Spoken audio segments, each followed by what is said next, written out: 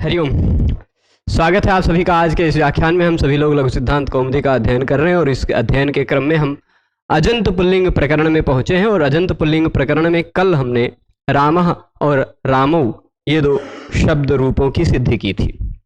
अब रामः और रामौ ये दो बनाया था, पर रामौ बनाते समय एक सूत्र आया था, जो सूत्र था आप सबको समस्या में डाल सकता है। ठीक, देखिए कई नियम हमने पढ़े। अब इसके साथ साथ इसके पैरेलल में हम ये भी एक चालू रखते हैं, जिसमें मैं आपको और बढ़िया से लिख कर दिखाता रहूंगा। यहां देखिएगा, जब हमने राम शब्द के बाद सुप्रत्यय किया था, या किसी भी शब्द के बाद सुप्रत्यय करेंगे, जेकय और द्विवचनिक वचने इस सूत्र के सहयोग से और प्रातिपदिका अर्थलिंग परिमाण वचन मात्र प्रथमा सूत्र से प्रथमा विभक्ति का जब प्रत्यय करेंगे, सुप्रत्यय करेंगे एक वचन वाला, तो सु में से बचेगा स। सु में से क्या बचेगा? स के जगह पे ससजुसो रू से रू हो जाएगा, रू का विसर्ग हो रा बचेगा, उसके स्थान पर विसर्ग हो जाएगा। यहां तक पहुंच गए। राम के बाद सुप्रत्यय लगाकर हमने देख लिया क्या बना। पर वही राम शब्द है, मान लीजिए उस राम शब्द के बाद द्विवचन है, अगर दो दो राम है तो औ प्रत्यय लगेगा, ये हम जान दें। कौन सा प्रत्यय? औ। सु के बाद किसकी बारी है? औ। अब राम के बाद जब औ प्रत्यय लगाया तो हमें वृद्धिरेचि सूत्र की याद आई। वृद्धिरेचि लगाकर सीधे बना सकते हैं रामौ, लेकिन यह बात ध्यान रखिएगा कि जो प्रत्यय हम प्रथमा द्वितीय विभक्ति का देख रहे हैं, ये इतने प्रत्यय प्रथमा का कौन कौन सा है? सु औ जस अम आउट शस, ये खाली द्वितीय विभक्ति, प्रथमा और द्वितीय तक का। प्रथमा और द्वितीय विभक्ति का कोई भी प्रत्यय लगा हुआ हो, इस सु को छोड़कर, इस अम को छोड़कर, क्योंकि अम जहां पर लगा हुआ होगा वहां पर नियम लग जाएगा अमि पूर्वः। ठीक, सु का पहला वर्ण स्वर वर्ण है, ये नहीं स है, इसलिए यह बच जाएगा। पर इन सभी जगहों पर, बाकी चारों जगहों पर पहला वर्ण व्यंजन वर्ण नहीं है, स्वर वर्ण है ना। सु का पहला वर्ण व्यंजन है, पर बाकी सब जगह इन सब का, चारों प्रत्ययों का पहला वर्ण स्वर वर्ण है। आप कहेंगे जस और शस में तो हमें स्वर नहीं दिखाई पड़ रहा है। नानुबंध कृतम अनेजन तत्वम इत्यादि है, ऐसी कुछ, नानिबंध कृतम अनेकालत्वम, नानुबंध कृतम असारूप्यम इत्यादि बहुत सारी परिभाषाएं हैं। यानी अनुबंध लोप करने के बाद, इत्संज्ञा लोप करने के बाद हमें देखना चाहिए कि इसका पहला वर्ण क्या है और अंतिम वर्ण क्या है। तो जब इत्संज्ञा और लोप करेंगे तो जस और शस में से बचता क्या है? अस। इसमें भी बचता है, तो पहला वर्ण स्वर वर्ण है। ठीक, यह नियम लगता कहां है? जो अब इन चारों को उद्दिष्ट करके जो नियम लगाना है, वह नियम है ये प्रथमयोः पूर्व सवर्ण। कल पढ़ा था ना हमने, प्रथमयोः। प्रथमयोः मतलब प्रथमा द्वितीय विभक्ति का प्रत्यय होना चाहिए। प्रथमयोः में द्विवचन लगा हुआ है ना, तो प्रथमयोः का मतलब दो प्रथमा। दो प्रथमा मतलब पहली और दूसरी दो विभक्तियां। पहली दो विभक्तियों का प्रत्यय, ऐसा प्रत्यय जिसका पहला वर्ण स्वर वर्ण हो, वह प्रत्यय यदि पर में हो तो उससे पहले आने वाले अक को ही पूर्व सवर्ण दीर्घ हो जाया करता है। कैसे होता वो मैं बताऊंगा। तात्पर्य क्या है इस प्रथमयोः पूर्व सवर्णा का? कि पहले होना चाहिए अक। क्या होना चाहिए? अक। और उसके तुरंत बाद होना चाहिए प्रथमा द्वितीया का अच। क्या? प्रथमा और द्वितीया का अच होना चाहिए। अम रहेगा तो भी प्रथमा या द्वितीया का ही अच है, लेकिन अम में अमि पूर्वः रख जाता है, वो विशेष। तो बाकी ये जो चार प्रत्यय बचे, देखिए सु का क्या होता है वो हम बता दिए, अम का क्या होता है वह बता दिए। बाकी ये जो चार प्रत्यय बचे हुए हैं प्रथमा और द्वितीया में, वहां पर यह प्रथमयोः पूर्व सवर्णा सूत्र लगता है। ध्यान दीजिएगा सभी जगह। यह कहता पहले अक होना चाहिए। अक का मतलब क्या? अक का मतलब भी आपको खोल के बता देता हूं, अ ई उ रे रे। इतना वर्ण यदि किसी भी शब्द का अंतिम वर्ण दिखाई पड़ता हो तो अक मिल जाएगा पहले। उसके बाद प्रत्यय का पहला वर्ण स्वर वर्ण रहेगा इन चारों प्रत्ययों में, है ना, इन चारों प्रत्ययों में, तब प्रथमयो पूर्व सवर्ण के लगने की संभावना रहती है। पूर्व सवर्ण का मतलब क्या है? प्रथमयो पूर्व सवर्ण सूत्र को आप देखेंगे तो वह एक पूर्व प्रयोग के अधिकार में है, 6-1-84 से 6-1-111 के बीच में है ना। और अका सवर्ण दीर्घा से अका की अनुवृत्ति उसमें आती है और दीर्घा की भी अनुवृत्ति आती है। तो प्रथमयोः अकः प्रथमयोः पूर्व सवर्ण दीर्घा, यह तात्पर्य होगा। पहले हो अक, उसके बाद प्रथमा द्वितीय विभक्ति का प्रत्यय हो अच, तो पूर्व सवर्ण दीर्घ हो जाया करता है। स्पष्ट है? अब यहां पर जैसे राम था, ये रहा अक, अक दिख रहा है कि नहीं? उसके तुरंत बाद प्रथमा और द्वितीय विभक्ति का अच दिख रहा है कि नहीं? तो प्रथमयो पूर्व सवर्ण ने कहा कि यहां पर पूर्व सवर्ण दीर्घ कर दो। अब पूर्व सवर्ण, पर सवर्ण इत्यादि जब हम स्वर संधि पढ़ रहे थे, व्यंजन संधि पढ़ रहे थे, तभी ये सब आ चुका है। देखिए पूर्व कौन सा है इनमें, पर कौन सा, ये आप जानते हैं। पूर्व ये है, पर ये है, जानते हैं ना। पूर्व सवर्ण मतलब इस पूर्व वाला जो अ है उसका सवर्ण, पर सवर्ण मतलब पर वर्ण जो औ है उसका सवर्ण। यहां यह सूत्र क्या करने को कह रहा है? प्रथमयो पूर्व सवर्ण, पूर्व वर्ण का सवर्ण कर दो। ये इधर से क्या हट जाएगा? देखिए मैं राम में से क्या हट जाएगा? राम में अंत में है नहीं, राम में अंत में क्या है? अ, और इधर है औ। इन दोनों में से, अ और औ में से, ये दोनों जब जुड़ेंगे तो इन दोनों में से पूर्व वाला वर्ण ही बचेगा और वह दीर्घ होकर बचेगा, यही इसका मतलब है। ठीक, पूर्व वाला वर्ण ही दीर्घ होकर बचेगा, यह प्रथमयो पूर्व सवर्ण का मतलब है। ठीक, जैसे मान लीजिए यहां राम शब्द ना होता, हरि शब्द का ई होता, उसके बाद औ प्रत्यय लगा होता, तो यह ई और औ में, क्योंकि ये रहा अक, ये रहा प्रथमा द्वितीय का अच, पूर्व सवर्ण दीर्घ होकर ई और औ में से बचता क्या? केवल बड़ी ई। उ और औ होता तो उसके जगह पे हो जाता बड़ा ऊ। भानु, गुरु, कवि का कवि हो जाता है ना। यही प्रथमयो पूर्व सवर्ण का काम है।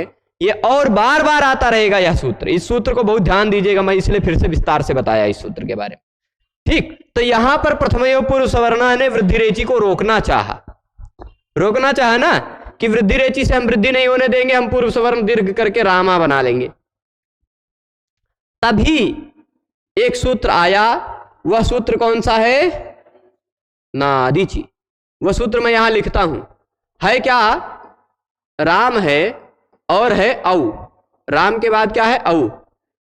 तो सूत्र लगा नादीची। आप देख लीजिए उसी के दो सूत्र बाद है, प्रथमयो पूर्व सवर्ण के तुरंत दो सूत्र बाद यह सूत्र है ना।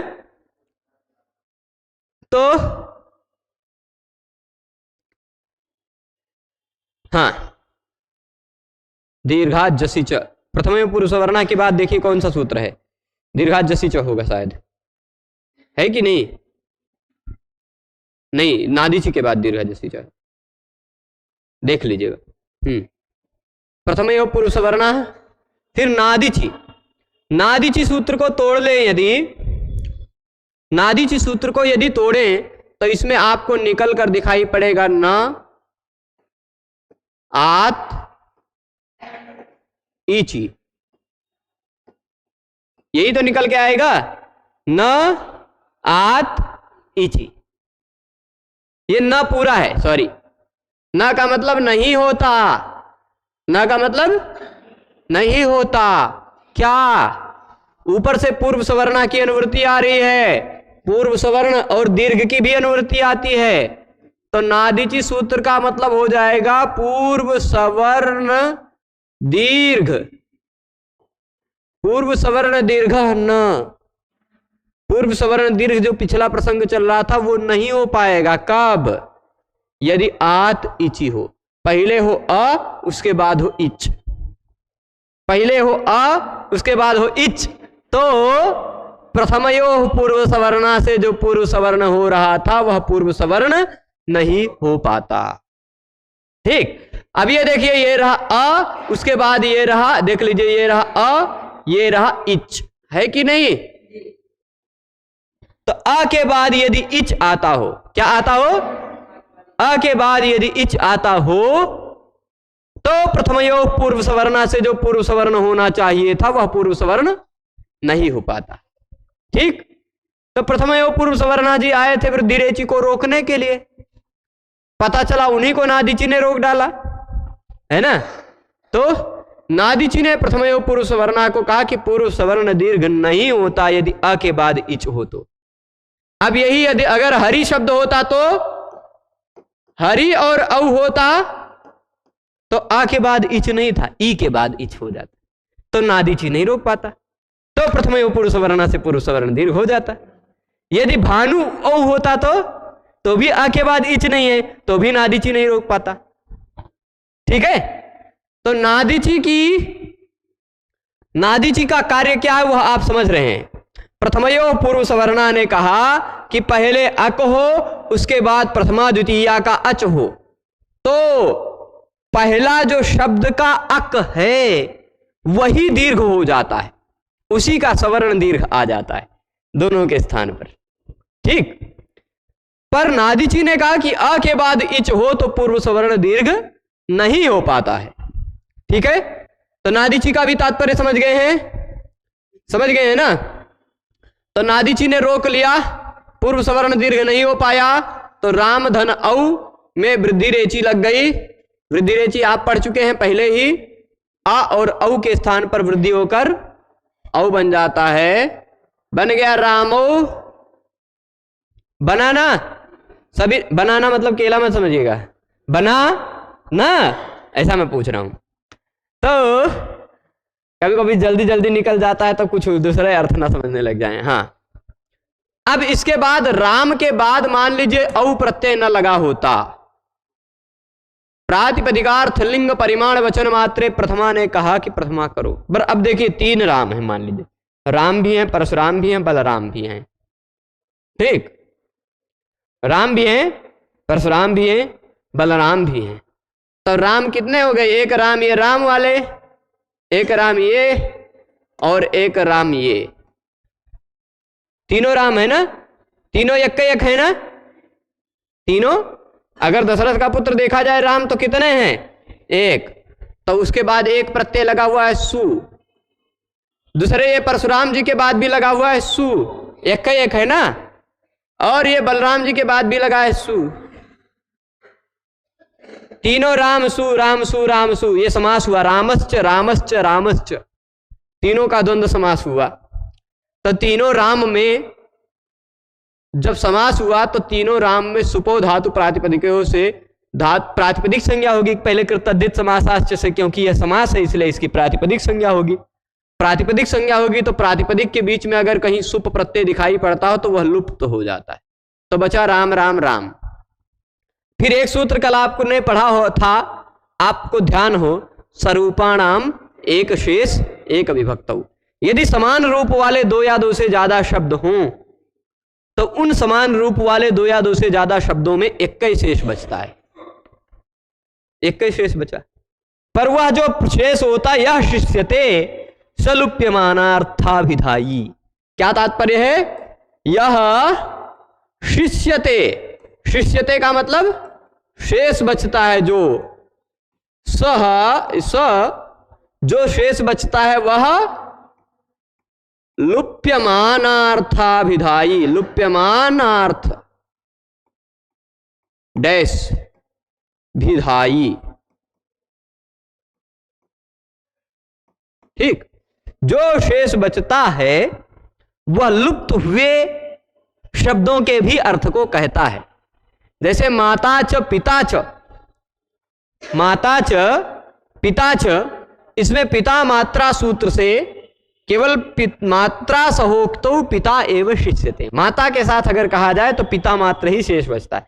तो माता च पिता च, इसमें केवल बचा पिता, पर वह पिता शब्द से ही माता और पिता दोनों अर्थबोध होगा।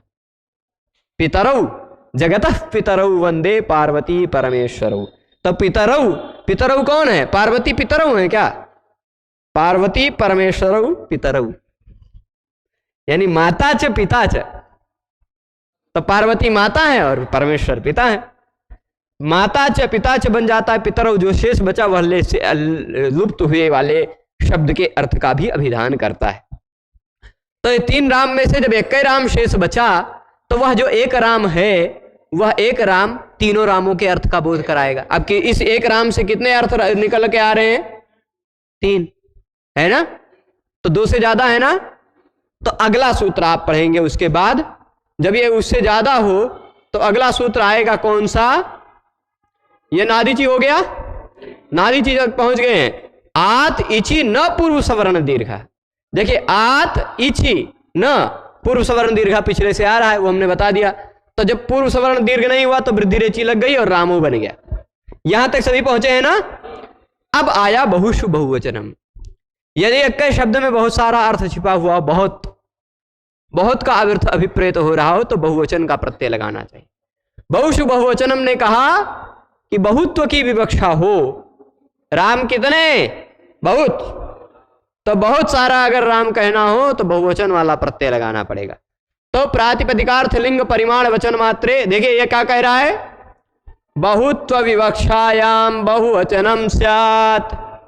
बहुत्व की यदि विवक्षा हो तो बहुवचन वाला प्रत्यय लगता है। ठीक, किसकी विवक्षा हो? बहुत्व की यदि विवक्षा हो तो बहुवचन वाला प्रत्यय लगता है। मान लीजिए शब्द वही है राम, और प्रातिपदिकार्थ लिंग परिमाण वचन मात्रे प्रथमा ने कहा प्रथमा विभक्ति लगाओ। प्रथमा विभक्ति तीनों है, एक वचन है सु, द्विवचन है औ, बहुवचन है जस।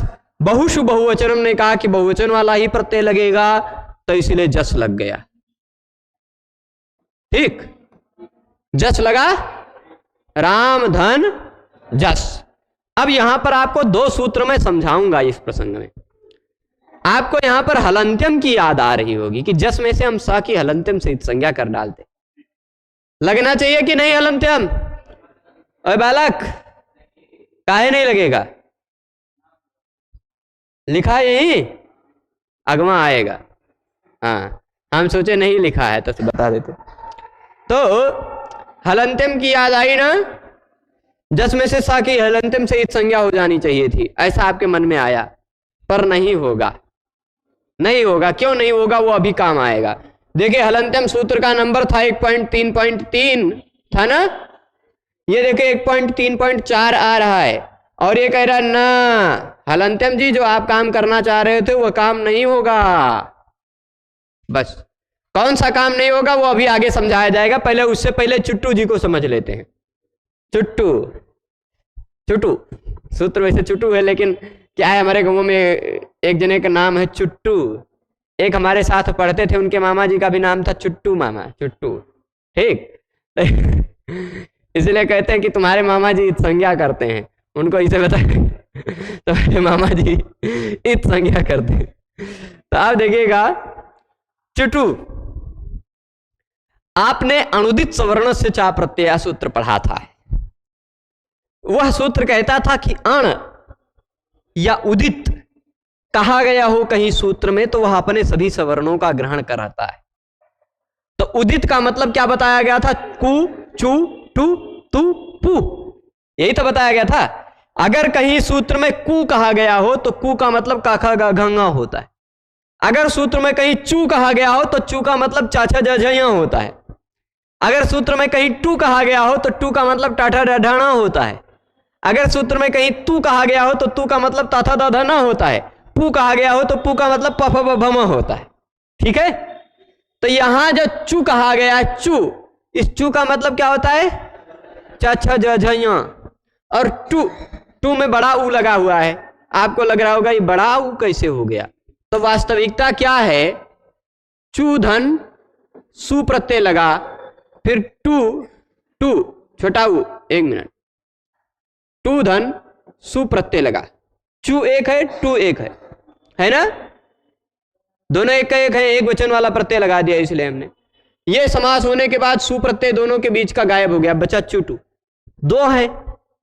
दो है ना ये चू और टू, इसलिए द्विवचन वाला प्रत्यय लगेगा औ। कौन सा प्रत्यय लगेगा? औ। ठीक, अब यहां पर आप लगा दीजिए प्रथम योग पूर्व सवर्णा। ये देखिए अक, ये रहा प्रथमा द्वितीया का अच। ठीक, तो अक और प्रथमा द्वितीया के अच में पूर्व वाला वर्ण बचता है पर वह सवर्ण दीर्घ हो जाता है, टू बन गया। ठीक है, पर मूल रूप में तो टू ही था, है ना। जैसे हरि शब्द का हरि बन जाता है, हरि, भानु का भानु बन जाता है, तो ऐसा मत समझिएगा कि वो भानु हो गया, अब है वहां पर टू ही। ठीक, वहां बड़ा ऊ हो गया ऐसा मत समझिएगा, यहां पर टू ही है, वो द्वितीय द्विवचन बताने के लिए ऊपर औ प्रत्यय लगकर बना हुआ है। तो चुट्टू में टू दिखाई पड़ा आपको। टू का मतलब क्या होता है? टवर्ग। टू का मतलब टवर्ग। ठीक, तो चवर्ग और टवर्ग, इस सूत्र से खाली इतने में निकला। मतलब क्या निकला? चवर्ग और टवर्ग। क्या निकला? चवर्ग टवर्ग। अब चवर्ग टवर्ग को करना क्या है? क्या करना है भाई? कब करनी है? जरा इस प्रसंग को निकालकर अष्टाध्यायी में देखिएगा। इस प्रत्यय को, इसको निकाल के देखेंगे तो इससे पहले 5 नंबर सूत्र में आपको दिखाई पड़ेगा आदि, दिखाई पड़ेगा, और 6 नंबर सूत्र में आपको दिखाई पड़ेगा प्रत्ययस्य।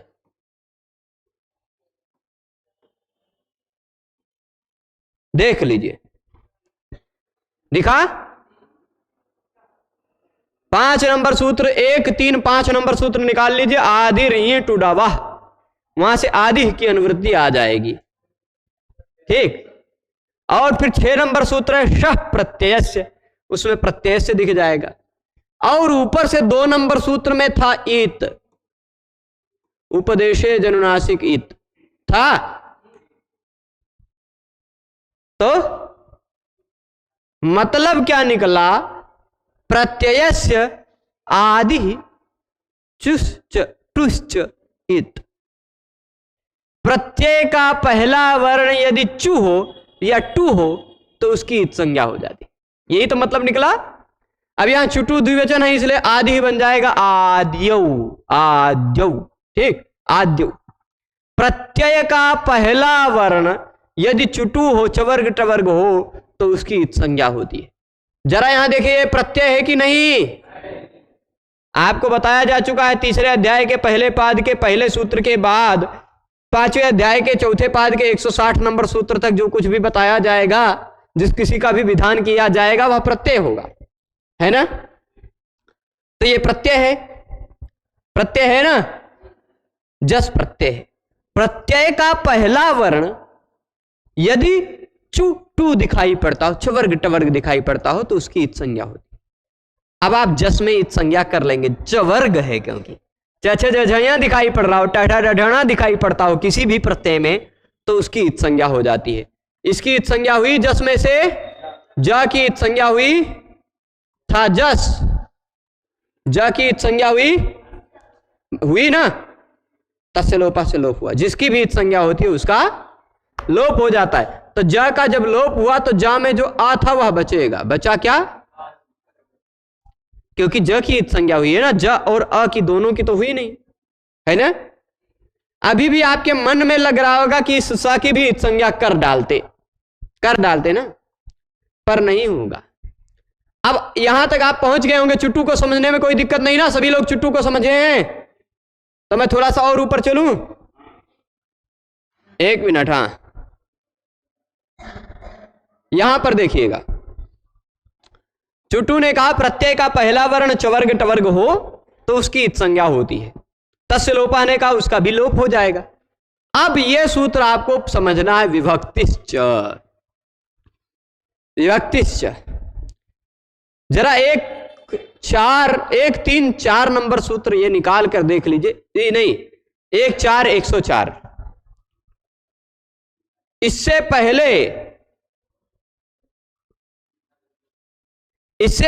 102 नंबर सूत्र में आपको दिखाई पड़ रहा होगा तिंगाह, ठीक। और 103 नंबर सूत्र अभी कल परसों में पढ़े थे आप, सुपह। दिख रहा है? जरा अष्टाध्यायी में निकाल के कंफर्म कर लिया कीजिए, हम कहें तो इसे ना मान लें। देखिए 102 नंबर पर दिख रहा, 101 पे है ना, तिंगस त्रीणि त्रीणि प्रथम मध्यमोत्तमाः 101 पर। और ये कहां है सुपह? 103 पर सुपह है ना। तो तिंगः सुपः विभक्तिश्च। देखिए तिंगस त्रीणि त्रीणि प्रथम मध्यमोत्तमाः और तान्येक वचन द्विवचन बहुवचनान्यनेक एकशः, ये बताया गया। तिंग में जो तीन तीन हैं उनको प्रथम मध्यम उत्तम कहा जाता है, और वे एक वचन द्विवचन बहुवचन होते हैं, ऐसा तान्येक वचन द्विवचन बहुवचनान्येकशः कहा। फिर उसके बाद सुपह ने कहा कि सुप में भी जो तीन तीन हैं वो एक वचन द्विवचन बहुवचन होते हैं, पर वो सब विभक्ति भी होते हैं। मतलब क्या समझे कि तिंग प्रत्यय जो हैं तिप तस झी सिप थस थ मिप वस मस ता आताम झ थास आथाम ध्वम इट वही महिंग, ये जो 18 प्रत्यय तिंग प्रत्यय हैं, और सु औजस अम औटसस ताभ्याम्भिष गेभ्याम्भ्यस ngसिभ्याम्भ्यस ngस ओस आम नी ओस सुप, ये जो 21 प्रत्यय सुप प्रत्यय हैं, ये तिंग और सुप प्रत्ययों को विभक्ति भी कहा जाता है। विभक्तिश्च, ये विभक्तिश्च सूत्र का मतलब हुआ, ठीक है। तो विभक्ति प्रत्यय मतलब केवल सुऔजस इत्यादि नहीं है। विभक्ति प्रत्यय मतलब तिप्तजी इत्यादि भी, पठति पठता पठंती में भी विभक्ति प्रत्यय ही लगा हुआ है, ठीक। सुप तिंगौ, सुपह तिंगा, इसी को जोड़ करके लिख दिया सुप तिंगौ। सुप और तिंग की विभक्ति संज्ञा भी होती है, बस इतना विभक्तिश्च का मतलब है। विभक्तिश्च भी समझ गए? तो आप अब इतना ध्यान रखिएगा कि तिंग प्रत्यय जो 18 हैं और सुप प्रत्यय जो 18 हैं, सुप प्रत्यय जो 21 हैं, इन 21 और 18 39 प्रत्ययों को विभक्ति प्रत्यय भी कहा जाता है। यही इतना मतलब, ठीक। 39 प्रत्यय कौन से प्रत्यय हो गए? ये विभक्ति प्रत्यय। अब स्थिति क्या हुई थी? स्थिति ऐसी हुई थी, राम जस था, ठीक। जस था, जस में छुट्टू से ज की संज्ञा होके तत्सलोपा से लोप हो गया, बचा राम अस, ठीक।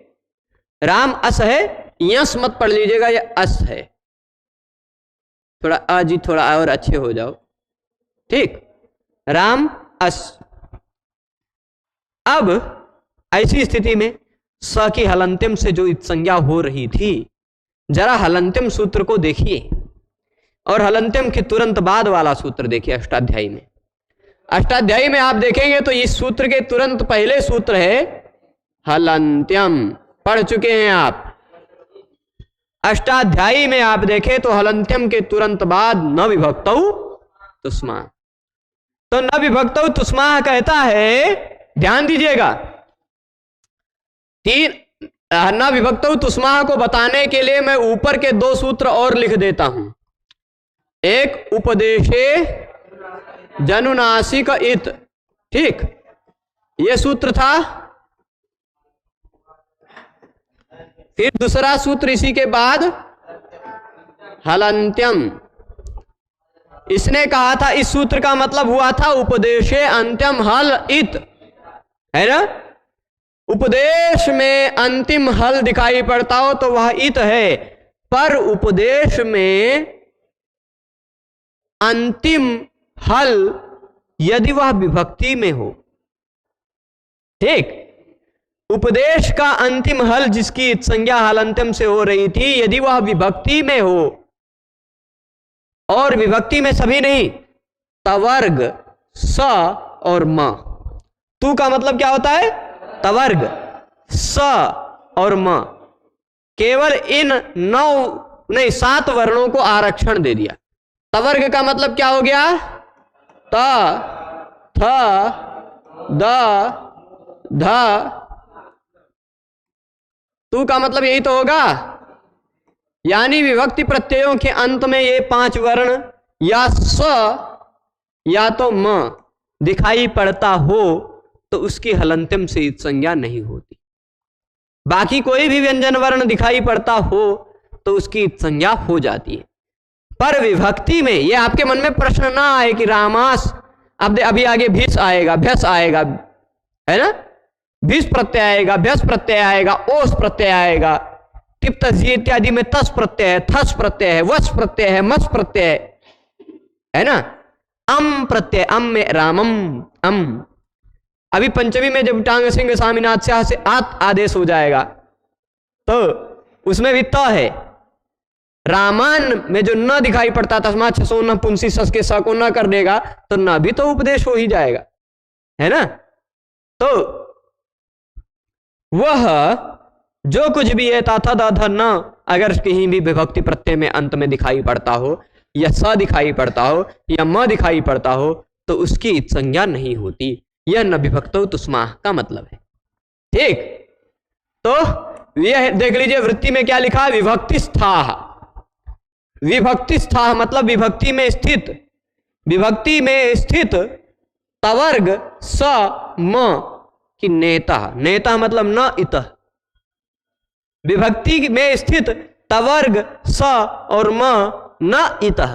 विभक्ति स्थाह, विभक्ति स्थाह धन तवर्ग था, विसर्ग को पहले विसर्जनीय से स हो जाएगा और स जो हुआ है वह जुड़ जाएगा विभक्ति स्थास तवर्ग समा। ठीक, विभक्ति में स्थित तवर्ग स और म की इत संज्ञा नहीं होती। इति सस्य न इत्वम, इसी कारण राम धन अस में जो स है उसकी इत संज्ञा नहीं हुई। ठीक, उसकी इत संज्ञा नहीं हुई तो राम अस हुआ। अब आ जाते हैं यहीं पर, राम धन अस हो गया ना, पहुंचे हैं यहां तक। यहां पर आपको एक सूत्र याद आ रहा होगा, अकस्तवर्णे दीर्घा, याद आ रहा है ना, परु लगाइएगा मत। कहेंगे काहे नहीं लगाएंगे गुरुजी? क्योंकि उसी के तुरंत बाद वाला सूत्र वह है प्रथमयोः पूर्व सवर्ण। वो कहता है, अब देखिए अका सवर्ण दीर्घा से भी दीर्घ करेंगे तो भी राम अस रामास बन जाएगा, और प्रथमयोः पूर्व सवर्ण से भी दीर्घ करेंगे तो भी राम अस रामास बनेगा, है कि नहीं? दोनों काम एक ही कर रहे हैं। तो आप प्रथमयोः पूर्व सवर्ण न लगा करके अका सवर्ण दीर्घा से ही काम चला लो, ऐसा आपके मन में प्रश्न उठ सकता है। तो हम कहेंगे नहीं भाई, यह अंतर तब आपको पता चलेगा जब हरि धन अस रहेगा तब।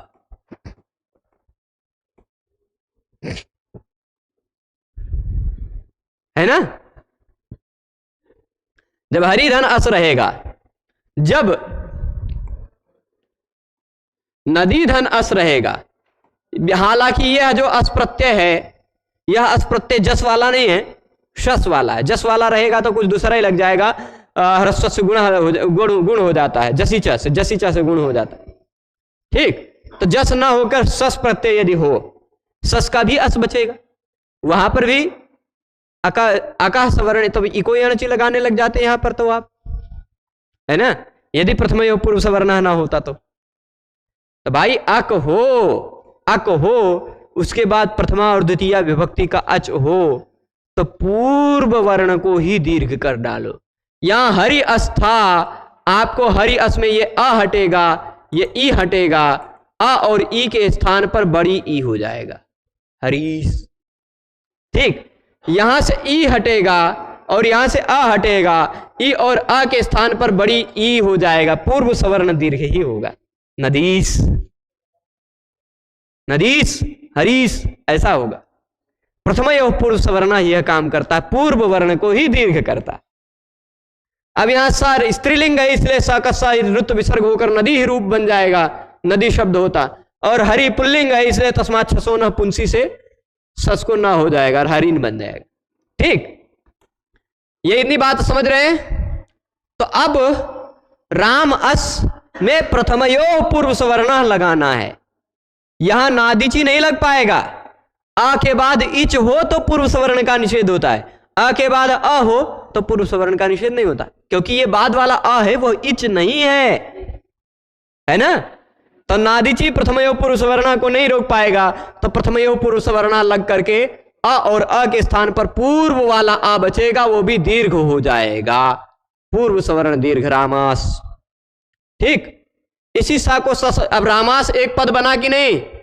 सुबंत है, सुप्तिंगंतम पदम से पद संज्ञा होगी, पद संज्ञा के अंतिम वर्ण सा हो तो ससजुसो रू से उसके स्थान पर रू होता है, रू का र बचता है, वो आपको पता है, रू में से ऊ की उपदेश जनुनासिक सहित संज्ञा हो जाती है, बचता है रा, और उस रा के बाद बचेगा जब रामार, उसके बाद ये जो खाली जगह है इसको कहा जाता है अवसान।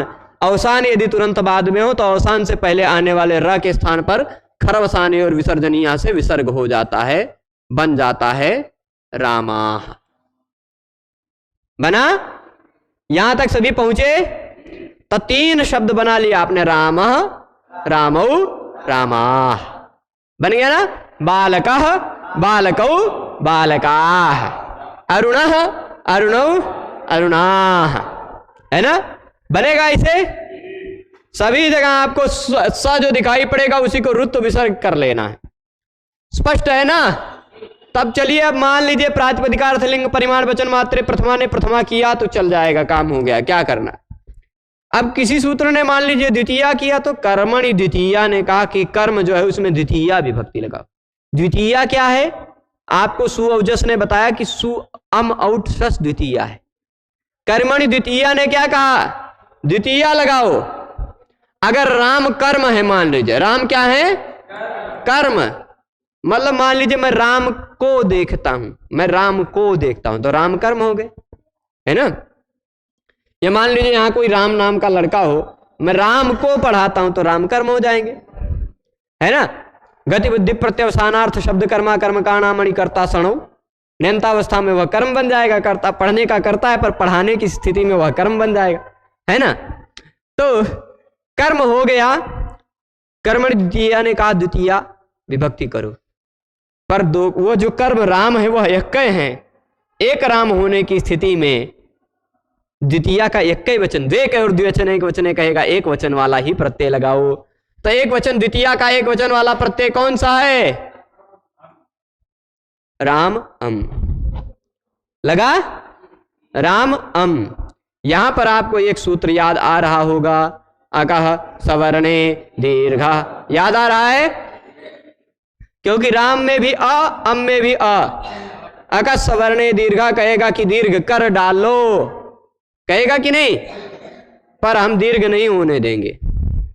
अकः सवर्णे दीर्घा सूत्र को निकालिए अष्टाध्यायी में 6-1 कहां पर है? 6-1 101 के आसपास कहां, कितना है? अकः सवर्ण दीर्घा है 101 ही है, तब ठीक है। और उसी के बाद आप देख लीजिए 102 प्रथम पूर्व सवर्ण है, और उसके बाद कहीं यहीं अमी पूर्वा कहीं दिखाई पड़ रहा है, 111 से पहले ही कहीं दिख जाएगा, 107 अमी पूर्वा दिखा। अब जरा देखिएगा यहां पर अकः सवर्ण दीर्घा से अकः की अनुवृत्ति जा रही है 107 तक। अकः सवर्ण दीर्घा में जो अकः लिखा हुआ है 101 पे, उसकी अनुवृत्ति 110 सूत्र तक जा रही है। ठीक, तो जो अब आप सूत्र अगले पेज में पढ़ेंगे, चलिए ना विभक्त तुष्मा यहां तक चल चुका है ना। विभक्ति में स्थित वर्ग स म की संज्ञा नहीं होती, इस तरह स की संज्ञा नहीं हुई तो रामा बन गया। यहां तक आप सब पहुंच चुके हैं, तो अगले ही पेज में बनाते हैं रामम, है ना। अच्छा, ये सीधे संबोधन वाला बनाने लगे हैं। पहले संबोधन वाला बनाते हैं तब द्वितीय वाला बनाते हैं, है ना।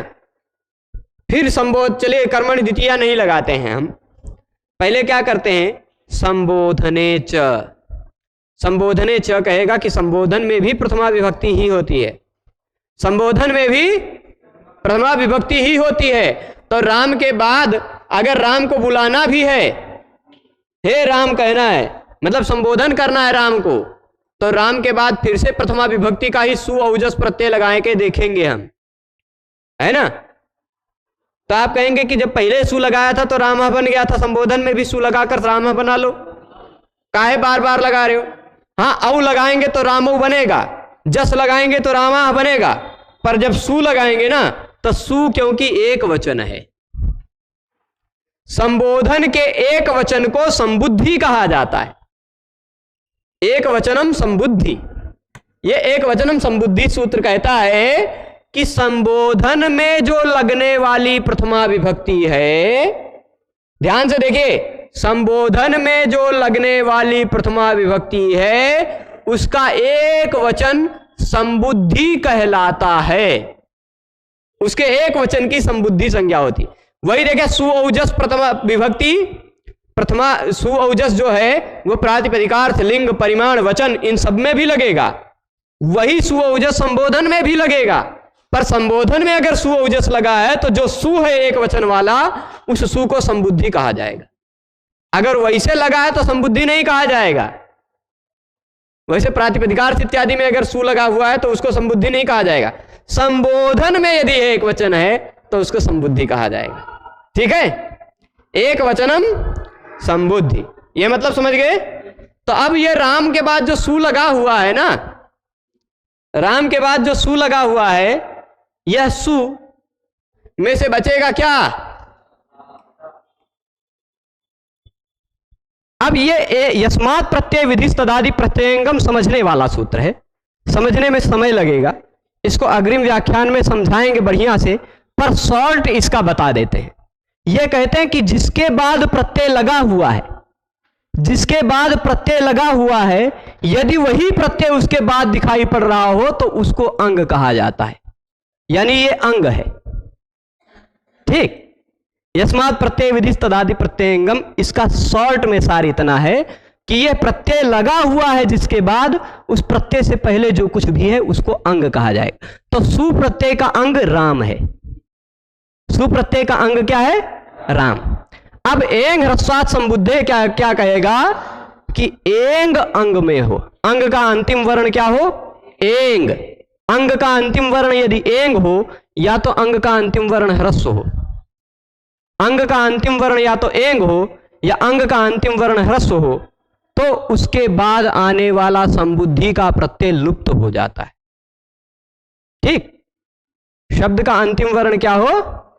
एंग, या अंग का अंतिम वर्ण या तो एंग हो या अंग का अंतिम वर्ण ह्रस्व हो, तो उसके बाद आने वाला संबुद्धि का प्रत्यय लुप्त हो जाता है। एंग ह्रस्वात् संबुद्धे, ये देख लीजिए लिखा है एंगंतात, एंग अंत में आता हो ऐसा, ह्रस्वांतात, एंग जिसके अंत में आ रहा हो या ह्रस्व जिसके अंत में आ रहा हो, ऐसे अंग के बाद आने वाला हल लुप्त हो जाता है, हल लुप्त हो जाता है। ये हल है कि नहीं?